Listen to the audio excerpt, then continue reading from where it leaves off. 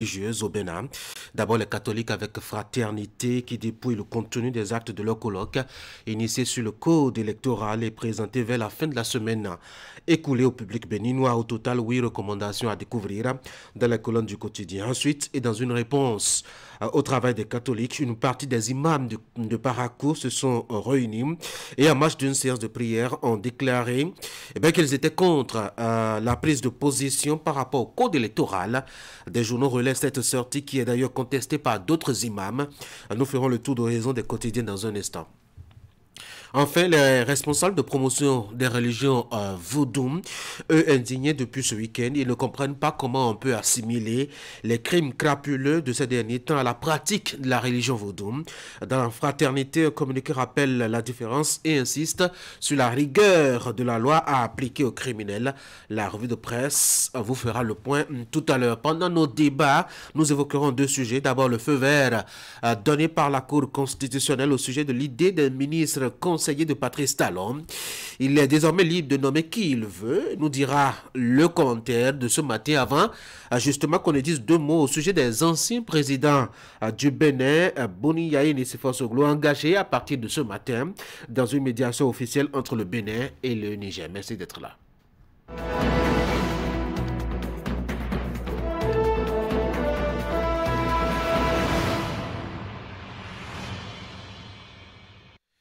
Voici Fraternité pour ouvrir la une des journaux. Recrudescence des crimes ignobles et crapuleux. Indignation du comité des rites vaudou. Le vaudou est fondé sur des principes éthiques et humanistes. Renforcement de la démocratie en Afrique. Un colloque d'analyse des cultures politiques à Cotonou. Et puis finale du tournoi Move Africa. Les Warriors en conquérant. Tension entre le Bénin et le Niger. Soglo et Yaye, médiateur ce jour à Niamey. Matin libre, relecture du code électoral, l'Église catholique revient à la charge et puis destruction annoncée du plus grand marché du Bénin. Célestine Zanou, Dantokpa doit rester là où il est. Le matinal, polémique autour du code électoral. Des imams dénoncent l'immixtion des religieux dans le débat. Ils invitent les confessions religieuses à rester dans leur couloir. Dabarou, parti politique et militant à la base. La formation sur le militantisme, l'autre défi des responsables politiques. Démolition annoncée du marché d'Antokpa. C'est crever le second œil au Béninois. À l'été Célestine Zanou dans les colonnes du journal. Bénin intelligent, religion et État. Les imams recommandent la neutralité politique. Et puis dans le sud du quotidien, entre passation de service à AGT Bénin, ce qu'on dit à Dekambi et Kedoté, Gilles Zoukri, nouveau DGA de la structure. La boussole réunie à Parakou par rapport à la position des catholiques sur le nouveau code électoral. Les imams du Bénin invitent au respect de la laïcité du pays et à la volonté des élus du peuple. L'événement du jour, prise en charge des malades au Bénin, Talon siffle la fin des évacuations sanitaires avec le chic. Libération, colloque international des universitaires et acteurs politiques, les travaux lancés demain en présence du président Louis Vlavono. La tribune de la capitale fait des travaux de construction du centre hospitalier international de Calavi. Patrice Talon concrétise une chimère. Le Patriote au commissariat de prévention de la corruption, une solution trompeuse. Patrice Talon viole les recommandations du FMI, de la CUNCC et de la déclaration de Jakarta. Nos prises en charge des dialysés, près de 4000 morts entre 2019 et 2022 selon les chiffres du journal. Et puis résolution de la crise bénino-nigérienne, Yaye Soglo à Niamey ce jour. Le télégramme, crise entre le Bénin et le Niger, Yaye Soglo sont attendus à Niamey, fermeture du marché d'Antokpa. Pourquoi Patrice Talon doit s'arrêter selon Célestine Zanou? L'autre quotidien, paiement de redevances dans les nouveaux marchés. L'État promet un prix en dessous de 20 000 francs CFA aux marchands. Le quotidien Nassera, la polémique sur le code électoral secoue les milieux religieux. Les imams du Septentrion et du Centre se démarquent et donnent leur caution au code électoral. Médiation sur la crise Bénin-Niger. Soglo Yaye en apôtre de la paix ce jour à Niamey. Et puis, à Kouramistérité, l'ancien maire Michel Baou mis sous convocation. Il avait été interpellé la semaine écoulée. Jack Pata, polémique autour du code électoral, le clergé et les imams, 2 avis contraires. L'investigateur cyclisme, point complet des championnats nationaux édition 2024. Le potentiel acte délictueux dans la Donga, un fonctionnaire arrêté pour tentative de viol et usurpation de titre. Le confrère de la matinée, après une bonne organisation des championnats du monde de pétanque, la fédération béninoise invitée à recevoir une distinction à Marseille. Visa Info, organisation réussie des 50e championnats du monde de pétanque Cotonou 2023. Le Bénin reçoit le prix d'excellence à Marseille en France le 29 juin prochain. Gaski Ali Info, tout comme la résidence de feu général Mathieu Kérékou dans Topa, bientôt dans l'oubliette. Et nous sommes de retour à la une de Fraternité pour la deuxième lecture. Récurrence des crimes ignobles et crapuleux. Indication du comité des rites vaudou. Le vaudou est fondé sur les principes éthiques et humanistes. Renforcement de la démocratie en Afrique. Un colloque d'analyse des cultures politiques à Cotonou. Et puis finale du tournoi Move Africa. Les Warriors en conquérant. Dernier titre, tension entre le Bénin et le Niger. Sogle Yahi, un médiateur ce jour à Niamey. Voilà ce qu'on peut retenir donc la production des quotidiens ce matin. Dans Fraternité à la page 2, vous avez justement que l'actualité ce matin est faite par les religions. Fraternité qui met en lumière, je dois dire, la position du clergé catholique après son colloque sur le code électoral. Il y a les 8 recommandations de l'Église catholique à découvrir dans les colonnes du quotidien. La conférence qui a recommandé entre autres que les partis politiques, toutes tendances confondues, fassent preuve de flexibilité dans leurs diverses prises de position en tenant compte de l'intérêt général du peuple béninois qui n'aspire qu'à la paix et au développement dans les circonstances actuelles. Vous avez bien d'autres choses à découvrir sur les 8 points préconisés par, je dois dire, l'Église catholique, notamment à la page 2 du quotidien. Et à la page 3, vous avez cette indignation du comité de rites vaudou au Bénin. C'est à propos de cette récurrence de crimes crapuleux. Le vaudou est fondé sur des principes éthiques et humanistes. Cela ne saurait avoir de lien avec ces crimes. En tout cas, le communiqué du comité est à lire dans les colonnes du journal, notamment en sa page 3. Justement, sur la page 3, vous avez cette annonce, c'est aussi un communiqué lié justement au déplacement de Boni Yahi et de Nicéphore Soglo à Niamey ce jour. Ils vont en médiateur. C'est pour la crise entre le Bénin et le Niger. Quelles sont les chances, en tout cas, qu'ils réussissent? On fera de ce sujet-là notre deuxième point de discussion tout à l'heure, après celui proposé par le commentaire de Franck Aoudou, à suivre dans un instant. À la page 8, vous avez le point de l'actualité sportive avec justement l'Euro qui se déroule actuellement. L'Allemagne qui sauve sa première place sur le fil avec un match nul, un but partout face à la Suisse, c'était hier. Et puis hier aussi, au plan national, Ali nous le dira, la Super Ligue Pro a connu son épilogue avec le sacre de Coton FC. Ça fait la 3e fois d'affilée, nous dira donc celui qui est chargé des sports sur l'actu matin entre lundi et mercredi. À la page 9, vous avez l'actualité en inter avec un point au Niger, au Mali et en Afrique subsaharienne. Quelques détails à découvrir justement dans les colonnes du quotidien.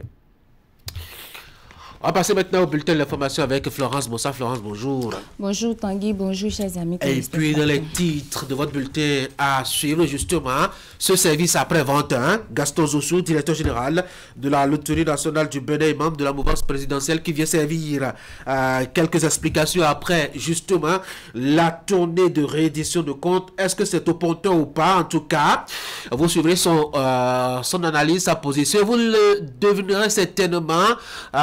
Pour lui, c'était bel et bien opportun, puisqu'il est de la mouvance présidentielle. Et puis, l'association PEPCO Biteza, qui a tenu sa première assemblée générale ordinaire le week-end écoulé. La rencontre a été marquée par l'adoption du rapport d'activité des instances dirigeantes.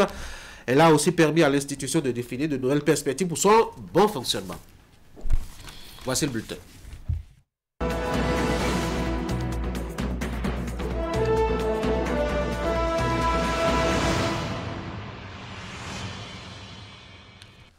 Je le disais, après le service, les explications. Après donc la tournée de réédition de comptes, les justifications. Et ça commence avec Gaston Zossou, directeur général de la Loterie nationale du Bénin, membre de la mouvance présidentielle. Il était sur les antennes de Canal 3 Bénin. C'est pour donner son opinion sur l'opportunité ou non de cette tournée de réédition de comptes faite par le gouvernement. Exactement, Tanguy. Et pour lui, c'est un moyen pour éclairer les populations sur les actions du gouvernement et des projets qu'il met en place pour améliorer leurs conditions de vie. Nous allons le suivre. Il y a quelques jours en arrière, le gouvernement s'est lancé dans une tournée de reddition de comptes. Monsieur Gaston Zossou, pour un gouvernement qui dit ne pas faire dans le populisme, dans le culte de la personnalité, est-ce que nous n'y sommes pas finalement? Merci beaucoup. Tout est bon dans le bon dosage. Tout est bon dans le bon dosage. Dans le fond, les populations sont les employeurs du gouvernement, à travers leur civisme, leur appartenance à la communauté et à travers leurs impôts à tous sans exception. Les personnes qui composent la communauté envoient comme le gouvernement en mission à leur service et il n'y a rien d'étrange à constater que les personnes qui ont été mandatées pour agir pour le compte de la communauté lui rendent compte. L'essentiel est de le faire de façon parcimonieuse, de ne pas les envahir tous les week-ends, de ne pas s'imposer, de dire merci à toutes les nominations de cadres et de positions en poste politique. Mais cet accompagnement est quasiment psychologique. C'est comme si pour une opération quelconque, quelqu'un se faisait opéré par un médecin. S'il est en état de veille, il est bien que le médecin lui adresse la parole, que le médecin le rassure et lui dise le niveau d'avancement du process, lui communique le timing afin qu'il soit convié à collaborer à sa guérison. Je reviens pour dire encore que tout est bien dans la mesure. C'est la démesure. C'est quand l'arrivée, l'envahissement des populations est intempestif, est fait à temps et à contre-temps pour des raisons dérisoires que ça pourrait être détestable. Mais attention, il se pourrait bien qu'il soit de l'intérêt de quelques personnes qu'on se taise. Un peu comme on dit au cinéma, silence on tourne, eux ils diraient silence on ment. Ainsi, on se tient tranquille, on se la boucle, et ils déposent leurs sédiments de dénigrement, de mensonges de toutes sortes. Quand, après une période, ce type de labeur, ceux qui sont à l'action s'avancent pour s'expliquer, ça peut être légèrement dérangeant. Mais à vrai dire, moi je serais à leur place que je serais plus prudent. Parce qu'en critiquant une sortie qui a eu lieu peut-être 2 fois depuis longtemps, alors que l'on l'a fait, mettons, 52 semaines fois 10 ans, soit 520 fois, je crois qu'on court quelques risques de s'entendre rappeler des choses. Monsieur Gaston Zossou s'est également prononcé sur la crise entre le Bénin et le Niger. Il désapprouve les propos de certaines personnalités qui se sont rangées du côté des autorités de Niamey. Sur la question de la présence des bases militaires françaises au Bénin, Gaston Zossou parle d'un mensonge d'État suivi. Gaston Zossou, on va finir sur la crise du Niger nous amène à nous poser des questions et avec beaucoup de détracteurs, je convoque toujours leur critique ici par rapport à la politique d'attractivité du Bénin, notamment en matière d'investissement. Si la signature du Bénin lui vaut respect sur les marchés internationaux auprès des investisseurs, mais la gestion de la crise du Niger, en tout cas, suscite quelques inquiétudes justement par rapport à cette attractivité. On considère que et beaucoup de critiques du chef de l'État considèrent que la gestion de la crise du Niger a été malaisée, notamment par un style un peu musclé. On aurait dû faire profil bas, vu qu'il y avait de gros intérêts en jeu. Merci beaucoup. On ne peut pas parler de cette question si on ne veut pas l'escaboter, sans aller un tout petit peu en profondeur, sans faire un peu l'historique. Je ne dis pas l'histoire. Nous sommes dans une communauté, la CEDEAO. Au sein de celle-ci, la prise de pouvoir par arrachage brutal par les armes est proscrite. Cela a été fait. La communauté dit on n'est pas d'accord. On appelle ça un pouvoir de fait. On est obligé de reconnaître que, mais voilà, c'est la réalité. On fait avec. Alors, c'est la problématique de la légalité, de la légitimité. Alors, ce qu'on ne comprend pas, et que beaucoup de personnes se demandent, pourquoi on rouvre pour certains pays ou un certain pays et pas pour nous autres. J'ai entendu dire qu'une grande revue, qu'une revue panafricaine a titré « Un coup d'État au centre de pétrole ». Ce que nos frères, à travers leur pouvoir de fait, voudraient nous imposer, c'est une situation que légalement on appellerait une frontière unidirectionnelle. C'est-à-dire, on peut quitter un côté et aller de l'autre côté, mais on ne peut pas quitter cet autre côté pour aller dans l'autre côté. Frontière unidirectionnelle. C'est une situation d'illégalité, de brimade, de soumission, d'écrasement de l'autre.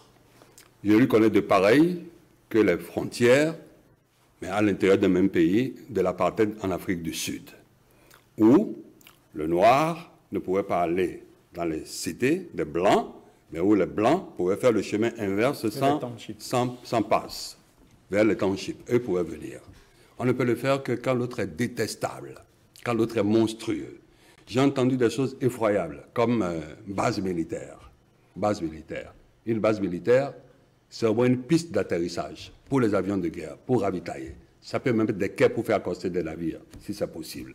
C'est tout un quartier barricadé, avec bien sûr une ceinture marchande pour communiquer avec l'environnement et acquérir un certain nombre de biens. Ce n'est pas une chose qui peut se cacher. Base militaire, c'est un mensonge d'État. Mais ce n'est pas le plus dramatique dans cette affaire. Vous rejetez ces accusations des autorités du Niger? Bon, je ne le rejette pas, c'est le bon sens qui le rejette. Mais le plus dramatique n'est pas là. Si on en a le temps, je vous le dis. C'est quand des personnalités du Bénin prennent la parole, des personnalités, des aînés à moi, pas toutes, pour donner raison à l'autre.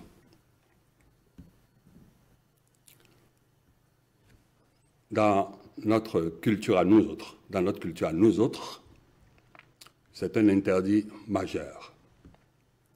On ne passe pas l'arme, même l'arme de la parole, par-dessus la palissade pour la remettre à l'ennemi, pour attaquer votre propre maison.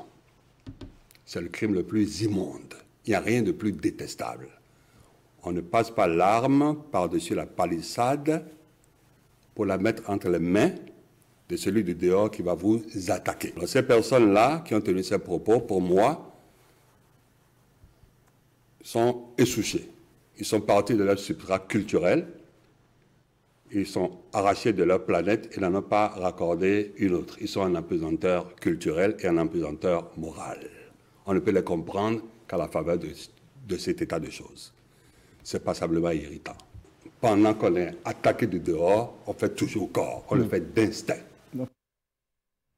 On change de registre cette fois-ci pour parler de la cérémonie d'inauguration du laboratoire vétérinaire de Boycon Labo Verte. Les manifestations ont réuni du monde dans les locaux de la structure. Objet de grande liesse et d'engagement, le Labo Verte a été entièrement réhabilité et équipé.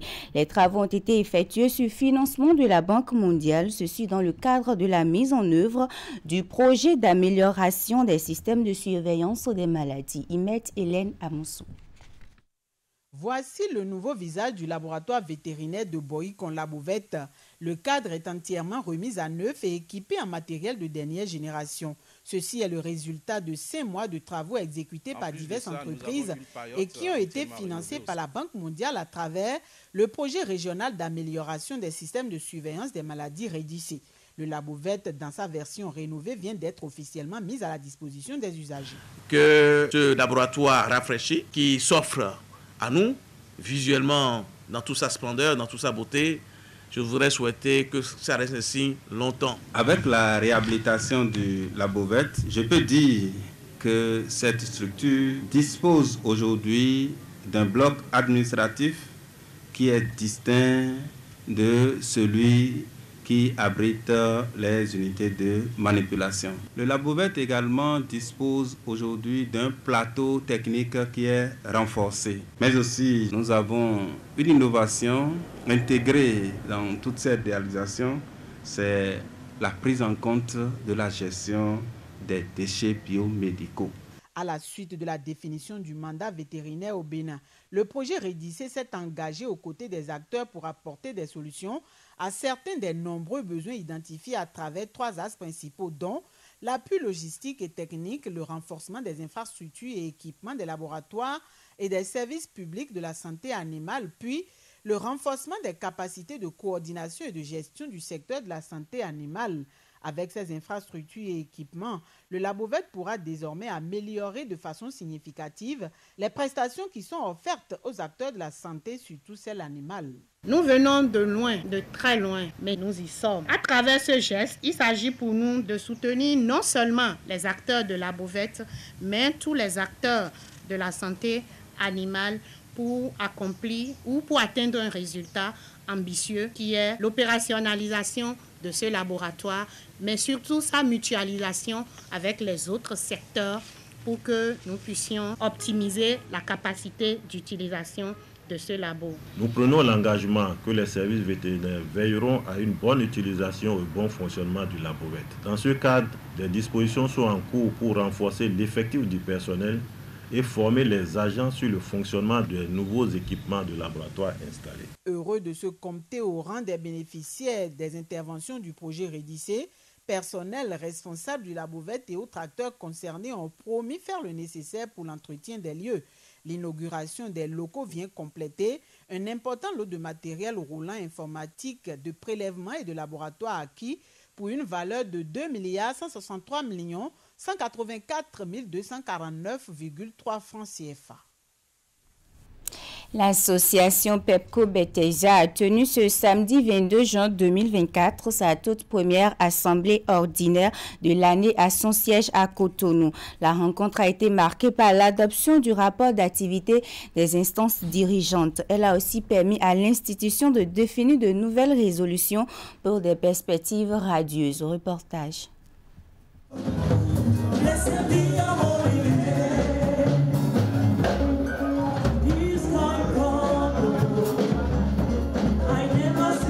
C'est par une exhortation religieuse que cette association chrétienne a lancé la rencontre statutaire. Au cours des travaux, les participants ont validé le rapport d'activité du Conseil de veille éthique et spirituelle présenté par le révérend pasteur Théodore Ongbedji. Cette année, nous avons travaillé particulièrement dans le domaine de sensibilisation des pasteurs des dénominations que fréquentent ces agents.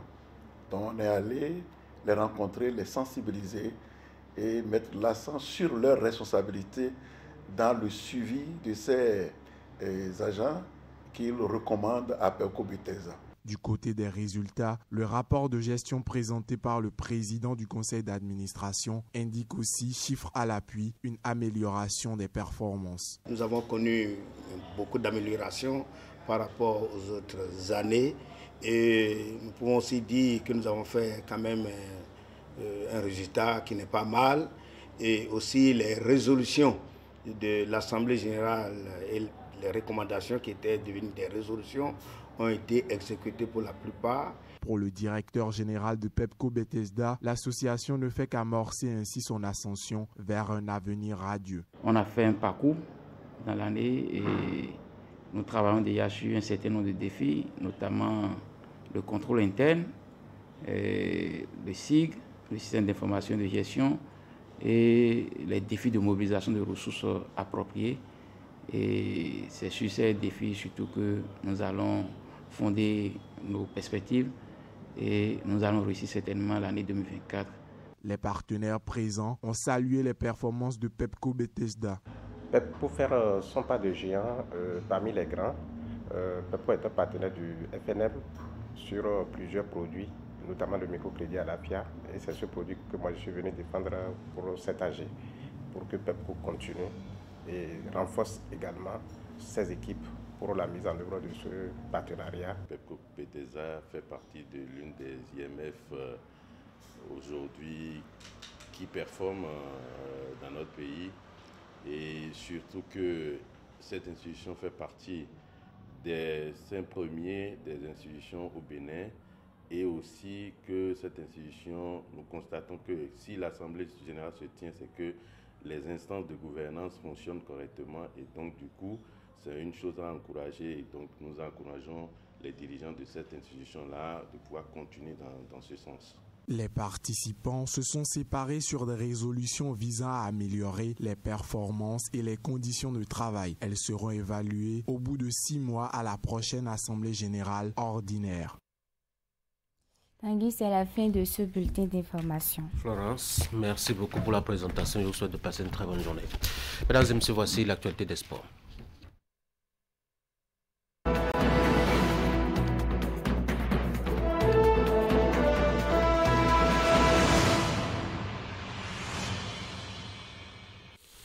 On va parler de 2 disciplines. Hein. Le football, c'est le sport roi. On va parler vite, mais on va parler de volleyball aussi. Ali Moumouni, bonjour. Et on va commencer justement par ce qui nous touche directement, le championnat professionnel de football du Bénin, saison 2023-2024, qui a connu son épilogue hier à Ouidah. Le champion du Bénin est connu, Ali. La couronne n'a pas changé de tête depuis 3 ans maintenant. Oui, Tanguy, vous l'avez dit. Et puis, comme le diraient les Ivoiriens, il n'y a pas d'homme pour Coton FC depuis 3 ans. Coton FC caracole au sommet du championnat d'élite du Bénin. Donc, c'était hier pour la rencontre finale lors de la dernière journée, la 24e journée de ce championnat. Du côté de Ouidah, au niveau du stade Omnisport, Coton affrontait donc l'équipe de Dadje, 2 équipes qui donc s'équivalaient donc à l'issue de du championnat national. 48 points pour l'équipe de Coton avant cette explication, mais à l'arrivée, la formation va s'offrir, je dirais, 2 beaux buts qui vont lui permettre donc de s'offrir le titre. Voici l'ouverture du score. Le gardien ne pouvait rien faire sur cette envolée, ce chef-d'œuvre, bien entendu, Tanguy. Et vous le voyez. La méthode n'a pas été suffisante du tout, je crois. Non, je dirais le contraire. Vous savez, c'était en une seule prise de la part de l'attaquant, et donc c'était un peu difficile pour le gardien de se réajuster, puisque la balle venait donc de l'autre côté, et sur le deuxième but, vous allez voir, il y a une faute de main du gardien de but qui permettra donc à Coton de sceller définitivement le sort de son adversaire Dadje FC. 2-0 à l'arrivée au cours de cette explication, ce qui permet donc à Coton FC, comme vous le disiez tout à l'heure, de s'offrir un 3e titre consécutif au plan national. On va suivre rapidement les 2 entraîneurs à la fin de l'explication.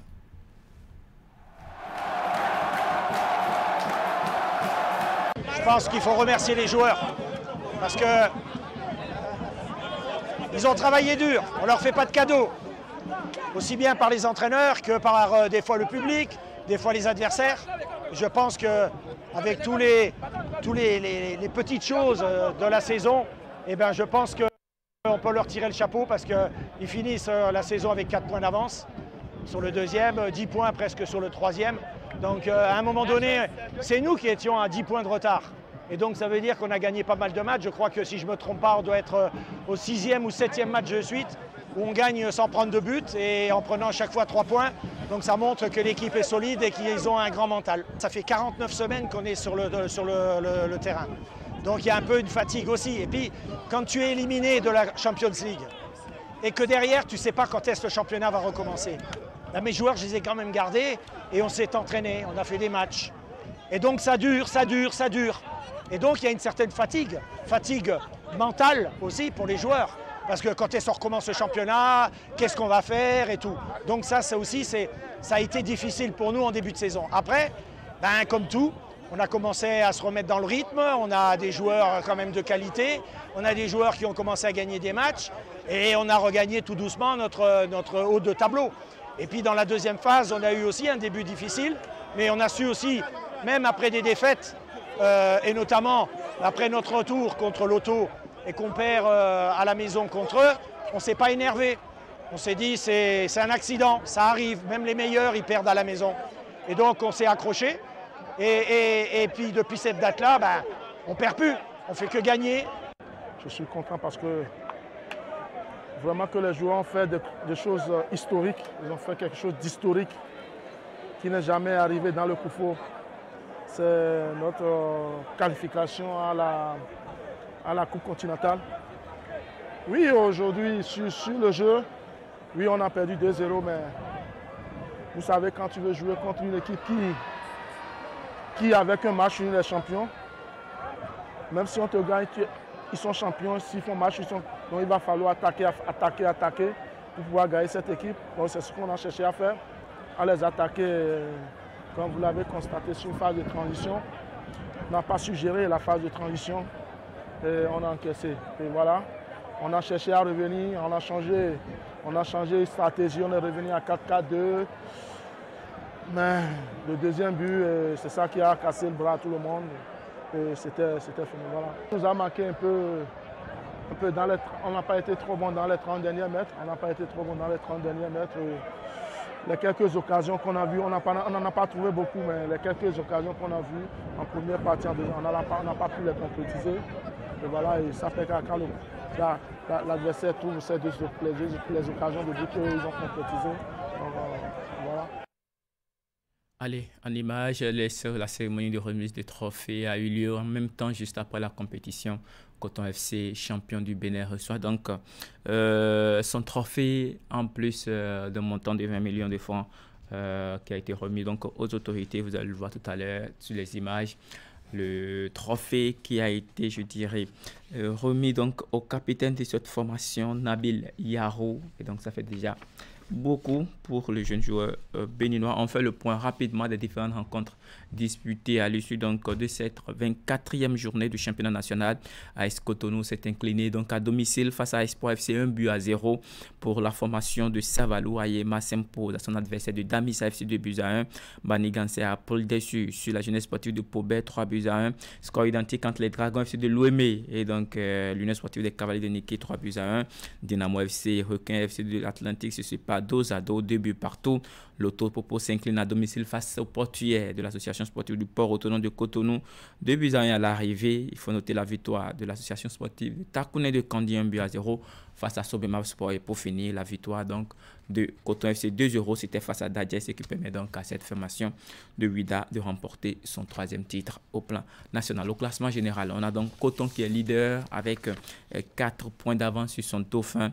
Coton totalise donc 51 points alors que Dadje est deuxième avec 47 points et les deux équipes vont retrouver certainement les compétitions continentales dans les semaines à venir. Le Topopo est donc 3e cette fois-ci avec 42 points pendant que Bani Gansé occupe la 4e place. Dragon FC de Louémé, on en avait parlé à la fin de la première phase qui avait terminé leader de la première phase du championnat de la Super League professionnelle. Dragon termine 5e avec 36 points puisque la formation a essuyé des revers à la reprise de la deuxième étape de la compétition. Au niveau de la deuxième partie du tableau, on a l'Union sportive des Cavaliers de Niki qui est donc 9e avec 30 points, suivi d'Espoir FC de Savalo, 30 points également. En bas de classement, on a donc les Requins de l'Atlantique qui totalisent 20 points et qui sont 16e. La jeunesse sportive de Pobet est donc 15e avec 24 points. L'année dernière, c'était les Dragons qui occupaient cette 15e place. Et ils ont fait, je dirais, un bond de 10 places pour se retrouver à la 5e place cette saison. Je dirais tout simplement une performance, de la part des Dragons de Louémé.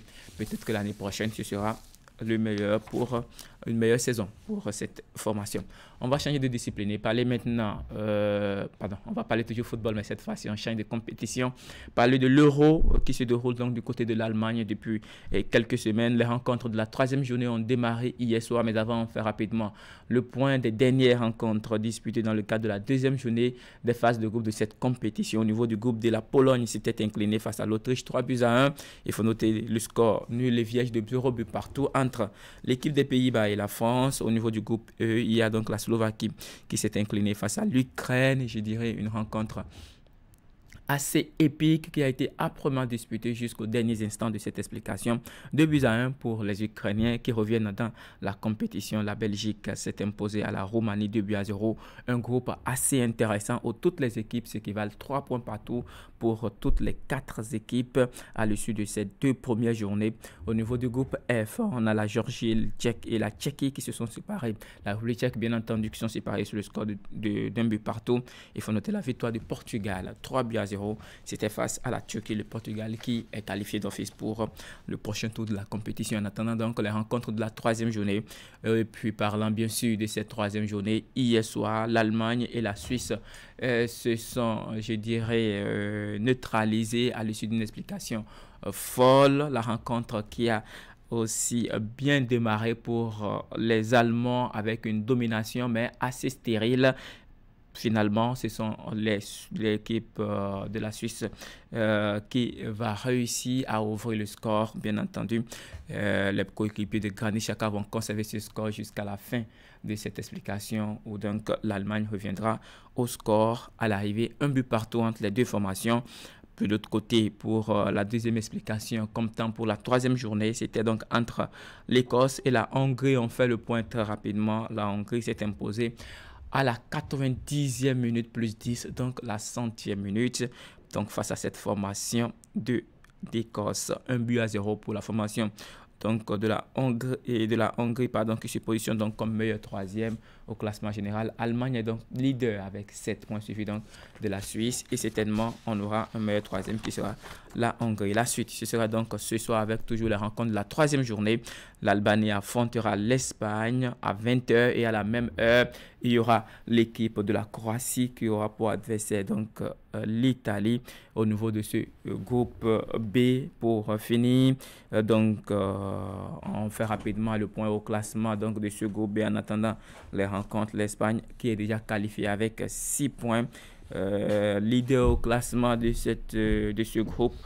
Et puis l'Italie 2e, Albanie est 3e avec 1 point au même titre que la Croatie. La Croatie qui a véritablement besoin d'une victoire pour se positionner comme meilleur 3e. Sinon, ce sera la petite porte de sortie. Tanguy. On finit rapidement le tour d'horizon avec les rencontres donc, du championnat national de volleyball. Il y en avait assez, mais tous les matchs ont été reportés. Il y a donc un seul qui a été disputé au niveau des hommes. C'était entre Assonunion et Énergie. Rencontre remportée par Énergie Volleyball Club 25-18, 25-11, 25-19. C'est l'essentiel pour ce matin. Ah, donc, ce soir pour la grande messe. Absolument. Ce sera à partir de 21h, hein, c'est bien cela. Bien entendu. Sur Canal 3 à Bénin. Rendez-vous prêt donc à Limoux pour revenir sur ce qui fait l'actualité sportive, tant au plan national qu'international. Allez, bonne journée, bonne préparation à vous. Mesdames et messieurs, nous sommes en période de pluie, vous le savez très bien.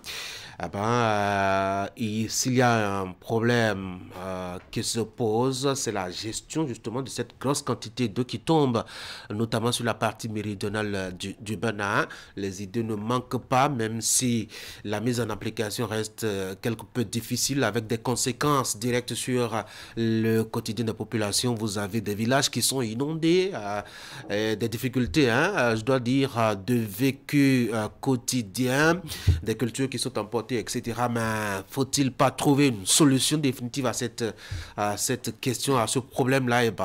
On a quand même essayé de donner la parole à un technicien de la chose qui s'est prononcé. Voici l'entretien que nous propose Henri Doutétier.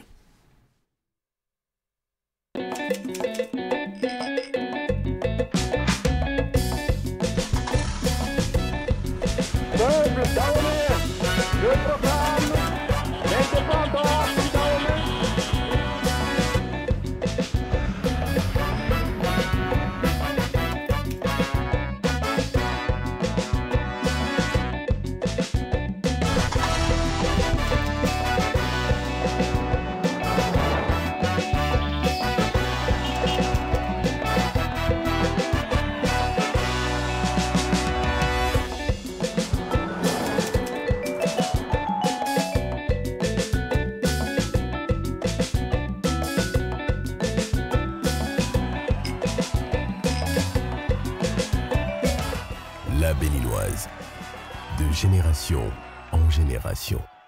Qualité Sobebra.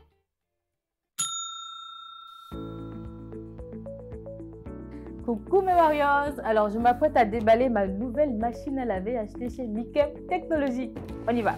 Il s'agit du lave-linge Samsung, l'original 10 kg. Bon, à l'achat, le vendeur m'a dit que je n'aurais pas besoin d'un plombier pour l'installer. Et voilà. Alors, suivez la démo. Je raccorde le tuyau d'alimentation d'eau au robinet. Bon, là, j'ai deux options, le lavage à chaud ou le lavage à froid. Alors, à froid, cold. Il faut bien visser le second bout au robinet. Voilà.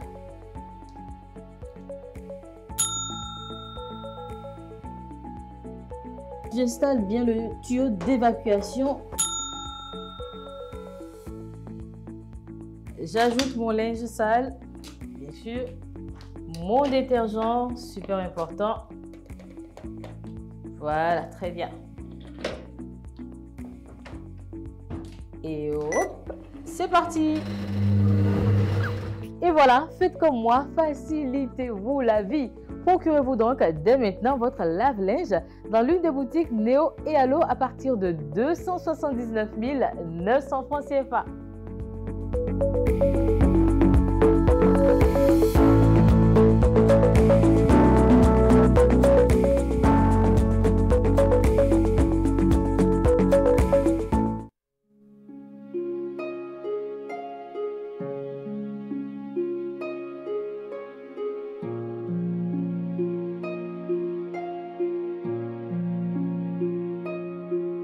Vous avez le choix. On a tous toujours le choix. Le choix d'une vie de plaisir incontrôlée avec à la clé une famille nombreuse condamnée à la précarité. Ou le choix de construire un foyer heureux et équilibré avec le nombre d'enfants dont vous êtes en mesure de vous occuper convenablement. C'est ce deuxième choix que vous propose l'AFIA. L'AFIA, c'est une gamme complète et efficace de solutions pour planifier les naissances et mieux assurer l'épanouissement et l'avenir de votre famille. L'AFIA, le bonheur de votre famille. Vous nous avez fait confiance, nous aussi. Vous nous avez adoptés, nous aussi. Merci d'avoir choisi Air Froid. Ainsi, nous avons amélioré pour vous la qualité de nos climatiseurs. Nous avons développé une marque 100% écologique conçue spécialement pour notre climat tropical avec une basse consommation d'énergie électrique. Vous êtes en zone de baisse de tension? Adoptez le climatiseur Air Froid Inverteur, spécialement conçu et amélioré pour supporter de fortes baisses de tension.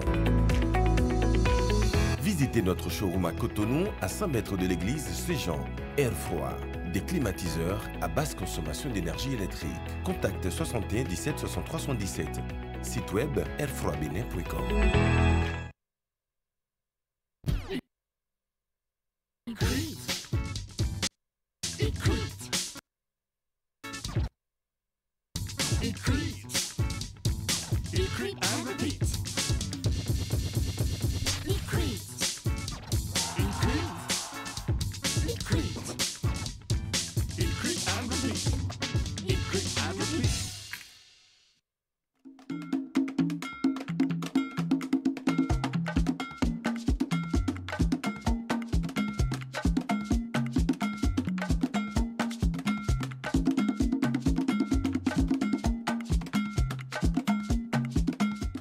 Mesdames et messieurs, bonjour. Merci d'être à ce rendez-vous de ce numéro spécial d'un entretien magazine au sujet des inondations au Bénin. Vous le savez, c'est devenu cyclique. La gestion des eaux est compliquée à chaque rendez-vous de l'année.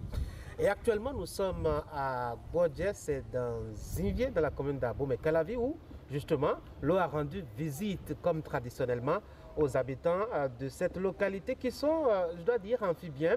Une partie de leur année passée sur le sol, la terre ferme, et puis l'autre moitié sur de l'eau. Alors, comment est-ce que ça se vit, tous ces phénomènes-là? Et est-ce qu'il y a des solutions pratiques pour justement profiter de ces eaux-là qui nous tombent sur la tête et qui nous plongent les pieds dedans? Eh bien, c'est la question ce sont les questions qu'on va poser à notre personne ressource aujourd'hui, Henri Dutétier, qui est spécialiste des travaux publics, expert. Il a été consultant. Il est toujours en activité, malgré sa longue et riche expérience. Monsieur Dutétier, bonjour. Bonjour, monsieur Agoy. Alors, on est en plein milieu de l'eau là, c'est extraordinaire. Il y a quelques mois, je viens ici, on était en voiture, etc. Mais là, l'eau est partout. C'est curieux, ça. Oui, c'est ce que nous appelons les crues de l'Ouémé qui inondent toute la vallée. La vallée de l'Ouémé, nous sommes, à l'ouest de la vallée de l'Ouémé ici, sur la rive nous sommes sur la rive droite de la vallée de Lomé. Et Adjongou est sur la rive gauche.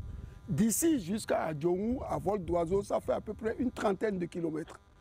Et la vallée de Louémé, dans sa partie basse, commence depuis Agoni, Zainado là-bas, pour aller jusqu'à la mer, soit environ 150 km.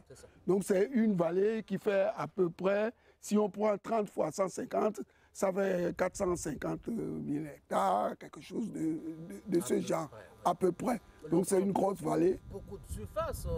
Oui, beaucoup de surfaces qui s'inondent tous les ans, parce que quand l'eau débloque Louémé, cette vallée-là est alimentée par deux grands fleuves.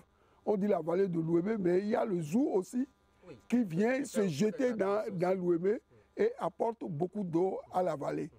Pendant à peu près 3 mois par an, disons du mois d'août, août, septembre et octobre, la vallée est inondée. Parce que les inondations de la basse vallée suivent la saison des pluies qui se déroule au nord du Bénin. Le nord du Bénin est divisé en 2 lignes. La ligne passe par la Takora, Kouandé, et une partie de cette ligne envoie les eaux, la crête envoie les eaux dans le Niger, et les autres eaux descendent jusqu'ici, donc vers Cotonou. Et la Libori, la Sota et la Mekrou envoient leurs eaux dans le Niger. Et le Zou, Louémé, et disons le Mono aussi, ramènent leurs eaux. Mais la vallée ici est alimentée par les eaux des 2 grands fleuves, Louémé et le Zou. Et pendant cette période, vous avez vu, comme vous l'avez dit, vous êtes venu ici, il y a à peu près 2 mois, les voitures circulent, tout circule, et aujourd'hui vous êtes là, et nous sommes à peu près à 1,5 mètre à 2 mètres d'épaisseur d'eau dans cette cour. Vous voyez les maisons, vous voyez comment ils sont, les écoles et tout. Mais c'est une vie, comme vous l'avez dit tout à l'heure, c'est une vie d'amphibie. Les gens vivent sur terre ferme pendant 9 mois et pendant 3 mois de l'année, ils vivent comme pratiquement à Gambier, comme les gens de Gambier. Ça de loin, on assiste à ce spectacle. Ceux qui ne sont pas habitués se disent, mais dis donc, ils vivent l'enfer là-bas. Non, on ne peut pas dire qu'ils vivent l'enfer. Ils vivent en harmonie avec leur milieu, avec leur environnement. Et ils connaissent très bien cet environnement. Ici, nous sommes pendant la période des pêches. Là, en ce moment, l'eau a inondé toute la vallée. Les poissons, beaucoup d'eau sont rentrés dans les terres et vont pondre. Et quand l'eau va commencer par descendre pour aller vers Cotonou, Badagry, voire Nigeria, ces poissons-là vont descendre. Et les pêcheurs, c'est dommage qu'aujourd'hui ils ne sont pas là. Vous allez voir des pêcheurs à l'épervier qui pêchent les tanches, les silures, tout un tas de poissons, les carpes. On profite bien de la situation. On profite bien de la situation. Il faut reconnaître que pendant cette période, ceux qui vivent là ont une vie un peu difficile. Mais vu ce qu'ils en tirent comme avantage pendant la décrue, où ils font, vous avez présenté les patates, les tomates, les produits maraîchers, ici, pendant les 9 mois où il y a la terre ferme, on fait deux récoltes de patates douces, 2 récoltes de tous les produits maraîchers. Donc, la vallée est inondée, les limons descendent de tout le nord, se papillent sur la vallée et ça fait un engrais naturel pour ça enrichit le sol.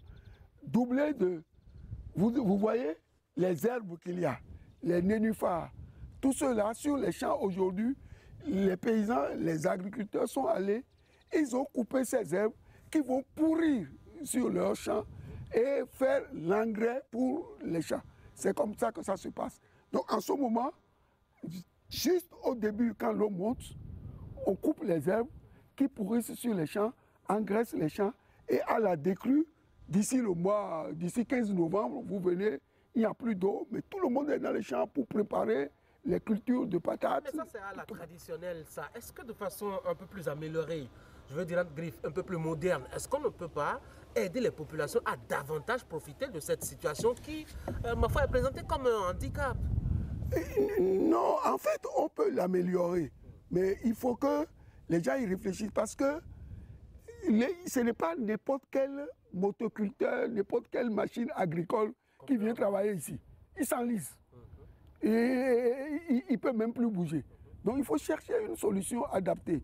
La solution qu'on peut dire solution adaptée pour travailler dans la vallée, c'est utiliser les ressources de la vallée. On a la terre, on a l'eau, on a le soleil. Comment profiter de ces éléments de façon harmonisée au lieu d'attendre? Vous voyez, quand les décrues arrivent, ils sèment les patates, les tomates. La terre est encore fraîche jusqu'à fin novembre, début décembre. Mais après, il y a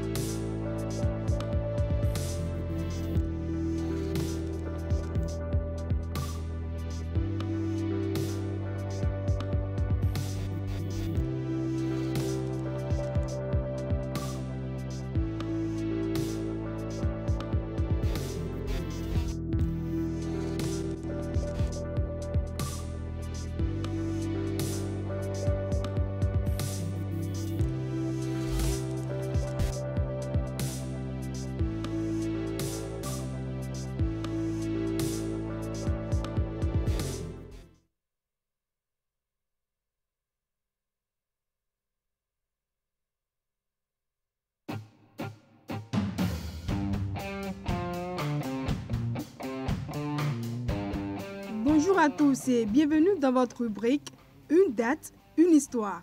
Nous sommes le lundi 24 juillet 2024, le 176e jour de l'année et nous fêtons Saint Jean-Baptiste. Le 24 juillet 2023, des élections présidentielles et législatives ont eu lieu en Sierra Leone. Le président sortant, Julius Maada Bio, a été réélu. Ces élections ont été marquées par des tensions et des accusations de fraude, mais elles se sont déroulées dans un contexte relativement calme par rapport à des élections précédentes dans le pays.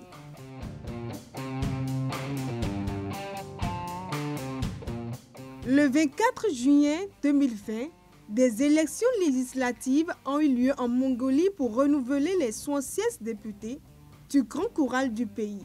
Le Parti du peuple mongol, dirigé par le Premier ministre Ukhnaagiin Khureltsuk, a maintenu une majorité écrasante lors de ces élections.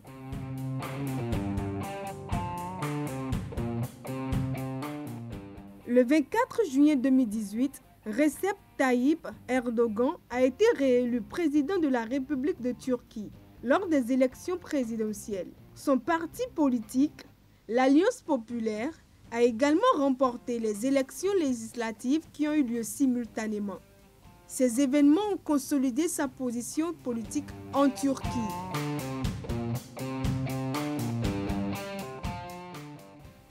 Le 24 juillet 2016, suite aux résultats du référendum du 23 juillet sur le maintien du Royaume-Uni dans l'Union européenne, où le Brexit l'a emporté, le Premier ministre britannique David Cameron a annoncé sa démission.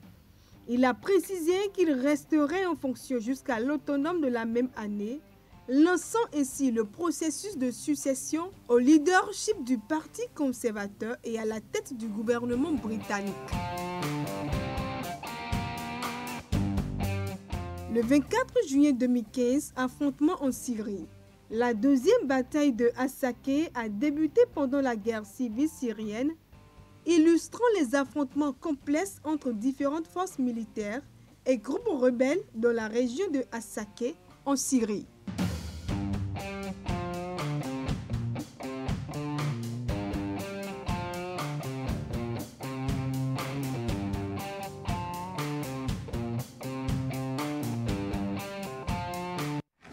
Et si on arrêtait de regarder la télé comme avant? Canal+ présente le décodeur connecté. Un concentré de technologie pour une nouvelle expérience. Naviguez dans une interface fluide et immersive à la découverte du meilleur de la télévision. Plus de 50 000 programmes en replay et 300 chaînes en direct pour le plaisir de toute la famille. Prenez le contrôle du direct et revenez jusqu'à 8 heures en arrière. Grâce à la connexion Internet, gardez le signal même en cas d'intempéries. Nouveau décodeur connecté. Plongez dans la nouvelle expérience Canal+. Venez l'essayer.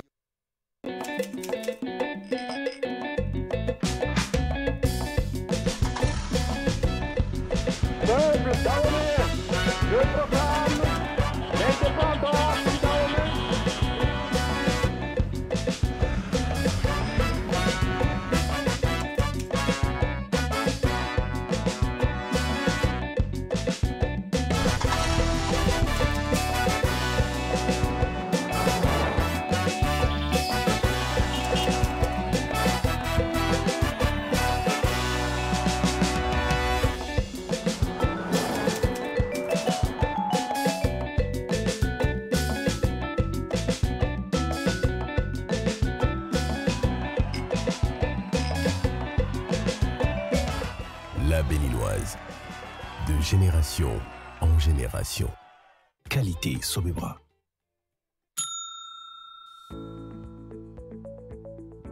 Coucou mes Marios, alors je m'apprête à déballer ma nouvelle machine à laver achetée chez Mikem Technologie. On y va. Il s'agit du lave-linge Samsung, l'original 10 kg. Bon, à l'achat, le vendeur m'a dit que je n'aurais pas besoin d'un plombier pour l'installer. Et voilà. Alors, suivez la démo.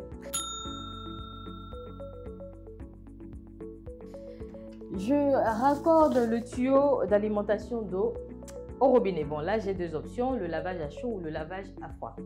Alors, à froid, cold. Il faut bien visser le second bout au robinet. Voilà.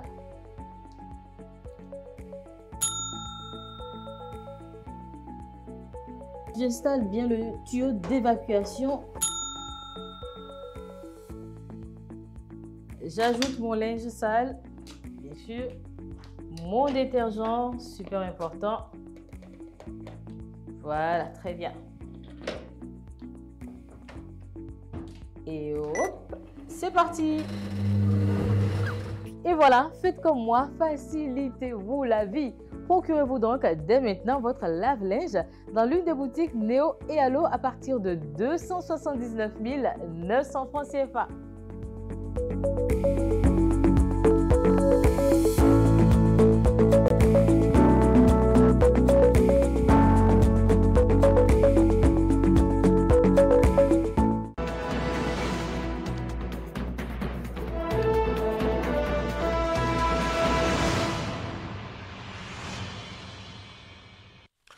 Nous sommes de retour sur ce plateau pour parler de Patrice Talon et de son projet de nommer des ministres conseillers. De quoi retourne tout cela?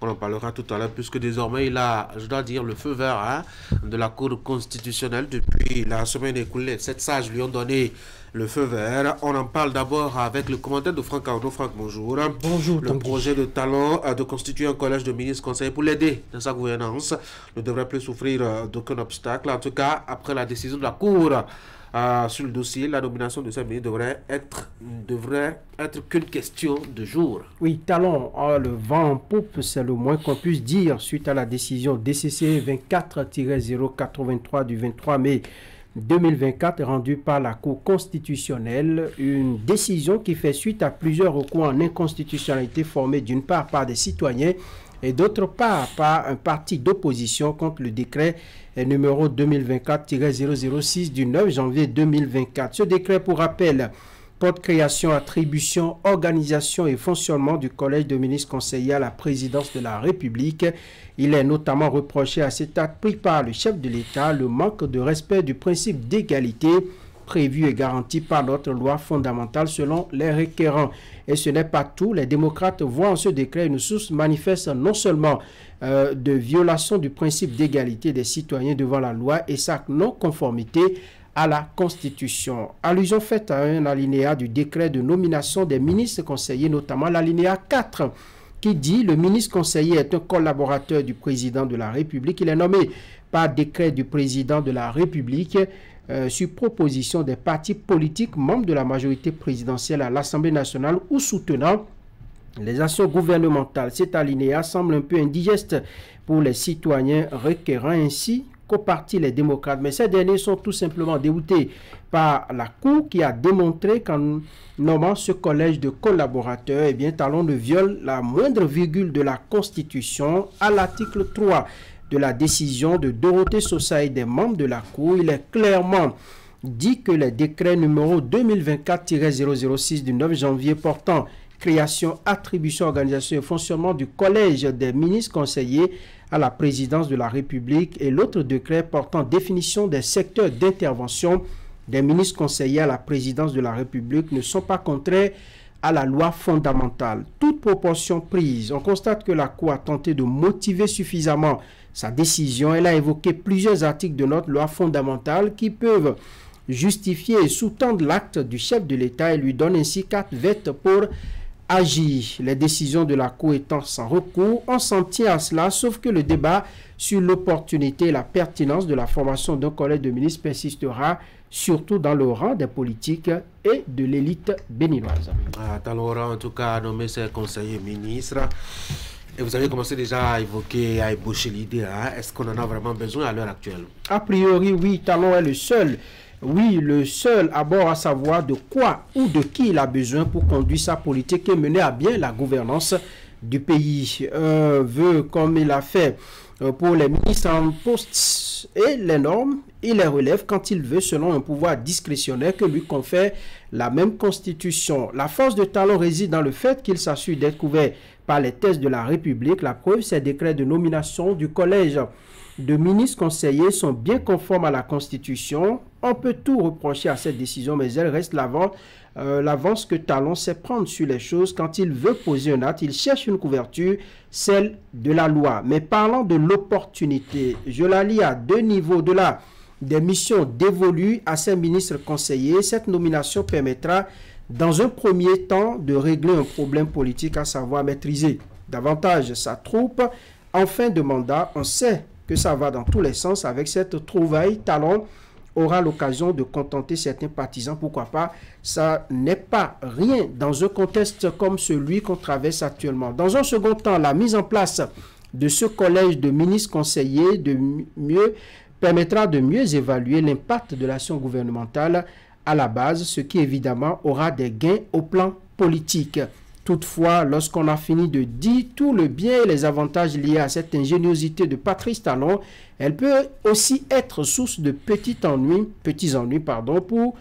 pour lui s'il n'y prend garde. Je pense notamment à des frustrations qui peuvent naître au sein des partis politiques de la mouvance suite à la nomination de ces ministres conseillers, puisque ce sont les formations politiques de la mouvance et celles soutenant les actions gouvernementales qui sont appelées à les proposer. Tout le monde voudra être ministre conseiller. C'est une envie légitime pour des gens qui ont travaillé avec Patrice Talon pendant 8 ans, 5 ans ou je ne sais quoi encore. Si ce détail n'est pas bien géré, cela peut faire exploser un tout petit peu les partis et en cette veille de fin de mandat, ce ne serait pas du tout agréable. Mon autre inquiétude se situe au niveau du risque de chevauchement entre les missions dévolues au ministre du gouvernement et ceux conseillers qui seront certainement logés à la présidence de la République ou non loin.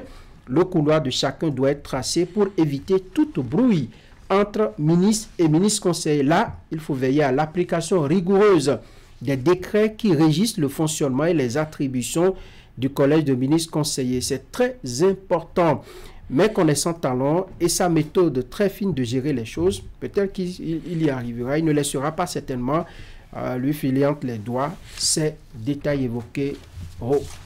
Merci beaucoup à vous, Franck, pour le commentaire de ce matin. Elrich, bonjour. Bonjour, Tanguy. William et Eric, bonjour. Bonjour, Tanguy. Talon est libre désormais de nommer, en tout cas, un collège de ministres conseillers.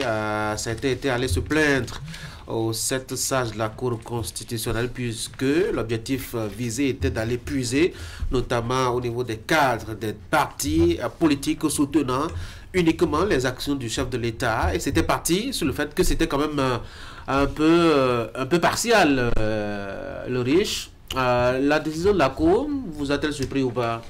Du tout pas. Vous savez, il n'y a que des constitutionnalistes, en tout cas, qui sont au niveau de la Cour constitutionnelle, et ils sont libres. Pas tous, on sait qu'il y a des personnes d'une autre trempe, mais quand même, ensemble, ils travaillent en synergie d'action. Donc, et on le sait, la décision de la Cour est sans recours. Donc, les 7 sages ont tranché. Les 7 sages ont tranché. Et nous leur prêtons foi. Nous sommes obligés de leur prêter foi puisque la décision est sans recours. Mais moi, je ne m'attendais pas à une autre décision. Parce que je me disais déjà que la voie était toute tracée. Et nous avons vu également quelques explications données de part et d'autre pour pouvoir justifier cette nomination. Donc, d'une certaine manière, on sait déjà que la décision de la Cour allait être positive en faveur du président de la République. Donc, aujourd'hui, la Cour a tranché. Une fois que la Cour a tranché, le regard est tourné vers le président de la République pour nommer justement ses ministres conseillers. William.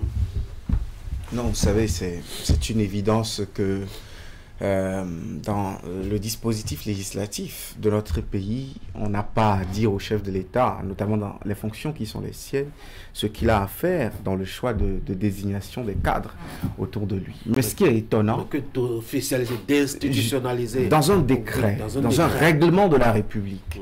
Au moment où nous avons des dispositions régionales, vous savez, à une certaine époque, ceux qui ont été déboutés, les jeunes juristes ou, je ne sais pas, les démocrates qui, entre-temps, se sont désistés aussi par rapport au recours. Bref, les partis déboutés à ce recours, à une certaine époque, auraient déjà commencé une action au niveau de la Cour africaine des droits de l'homme et des peuples. Parce que, vous savez, il faut lire entre les lignes de certaines dispositions régionales qui existent, qui nous encadrent. Je parle en tant que gros profane de la science juridique, ignorant de premier plan de ce que c'est que le droit et des droits subjectifs attribués aux populations, à des citoyens d'un pays, mais de ce regard de béninois lambda, de ce regard de béninois qui n'est pas du tout initié aux règles de la République. Je sais tout au moins que le Bénin est parti à certains instruments régionaux et internationaux sur les droits civils et politiques des personnes. Jamais aucun président n'a été chercher son bourreau comme ministre. Jamais un proche collaborateur d'un chef d'État, le chef d'État ne peut vouloir avoir à ses côtés un filou, un traître, quelqu'un qui mettrait à l'eau son appareil. Ça, c'est une évidence. Et même dans les plus grandes démocraties, dans la Ve République, les 2 fois que la France a eu la cohabitation, ils ont travaillé à ramener les élections législatives dans la même année que la présidentielle et quelques mois juste après pour que le peuple ne désavoue pas un chef d'État qui vient de prendre le pouvoir au risque d'avoir un Premier ministre qui serait de l'opposition. Et actuellement, c'est le scénario qui craigne pour les législatives anticipées. Vous voyez la campagne qui est faite. On met tous les moyens pour que le Rassemblement national ne prenne pas le lead, n'ait pas la majorité absolue ou du moins n'ait pas un score qui caracole au point d'être le leader d'une certaine coalition qui viendrait et qui contraindrait Emmanuel Macron à une cohabitation. Et ça, c'est dans une grande démocratie. C'est pour dire que nulle part au monde, un chef d'État, c'est parce qu'il y a eu le scénario avec Mitterrand. Le président de la République dit une chose, le soir, son Premier ministre dit autre chose. Cela voudra dire que partout au monde, on travaille à avoir, le chef de l'État travaille à avoir de proches collaborateurs autour de lui. Mais cela n'a amené personne à prendre un décret officiel, un règlement de la République. C'est tout ce qui est gênant. Et justement, quand la Cour dit ça, c'est ce que la Cour dit aujourd'hui. Peut-être que dans le temps, la Cour reviendra sur cette décision, ou peut-être la réflexion au niveau des chapelles de droit amènerait à davantage penser cette situation, parce que dire de go qu'il faut être partisan pour être promu à une fonction spécifique de la République, qu'on le veuille ou non, il y a des bribes d'une certaine inégalité. Eric, si vous voulez être ministre conseiller, vous devrez adhérer à Union Progressiste ou bien BR ou bien, je ne sais pas s'il y a encore d'autres partis. Moël Bénin. Tout ce que vous voulez. Renaissance nationale. Même si c'est au principal Bénin, je ne sais pas trop, oui. C'est vrai que la décision de la Cour est tombée, mais cela ne nous enlève pas cette confusion, justement, dans notre esprit.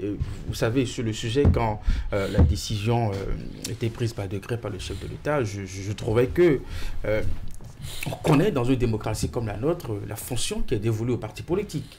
En tout cas, c'est tout, sauf mettre à disposition d'un chef d'État des cadres techniques, n'est-ce pas, dans l'objectif de l'aider dans la gestion du pays.